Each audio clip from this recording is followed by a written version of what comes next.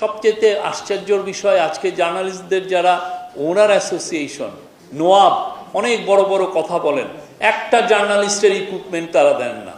আন্দোলনে 2024-এর গণ অভ্যুত্থানে 6 জন জার্নালিস্ট মারা গিয়েছেন, তাদেরকে ব্রুটালি খুন করা হয়েছিল।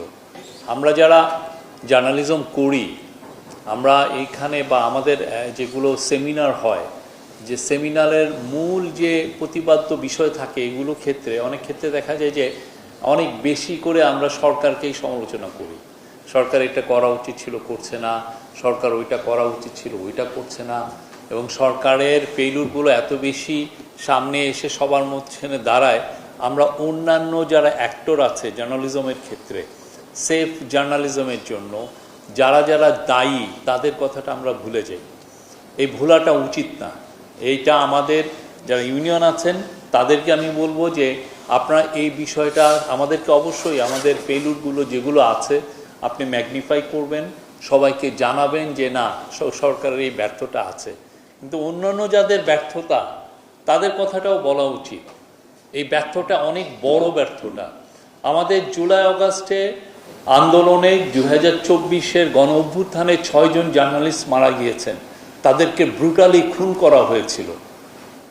অনেস্টলি এটার জন্য ওয়ান অফ দ্য রিজন, এটার জন্য দায়ী হচ্ছে এই একটা জার্নালিস্টকে কোনো প্রোটেক্টিভ ইকুইপমেন্ট দেওয়া হয়নি। যারা জার্নালিজম করলেন, যারা নিজেদেরকে একদম সামনে ফ্রন্ট লাইনে যে নিজেকে সামনে নিয়ে আসলেন, নিয়ে এসে তাদের জীবনকে উৎসর্গ করলেন, তাদের একটা হেলমেট ছিল না, তাদের একটা প্রোটেক্টিভ ভেস্ট ছিল না, তাদের একটা গগলস ছিল না, তাদেরকে ইভেন এই যে টিয়ার গ্যাস, এত টিয়ার গ্যাস দিতে হয়েছে, তাদের একটু টিয়ার গ্যাসকে থেকে মুক্তির কোনো কিছু ছিল না। এবং সবচেয়ে আশ্চর্যের বিষয় আজকে জার্নালিস্টদের যারা ওনার অ্যাসোসিয়েশন নোয়াব অনেক বড় বড় কথা বলেন, একটা জার্নালিস্টের ইকুইপমেন্ট তারা দেন না, একটা দেন না। অনেক বড় বড়, কিছুদিন আগে ওনারা অনেক বড় একটা সম্মেলন করলেন, কই একটা জার্নালিস্টের ইকুইপমেন্টের প্রোটেক্টিভ ইকুইপমেন্টের একটা কথা বলেছেন কেউ? একটা কথা বলেন নাই।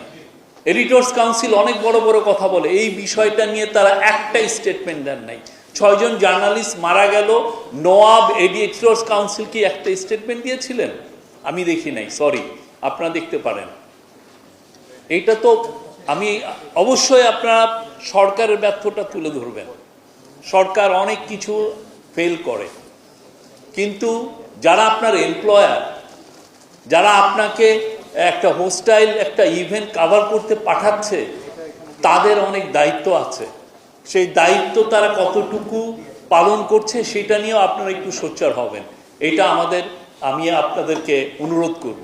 এটা খুবই ইম্পর্টেন্ট একটা বিষয়।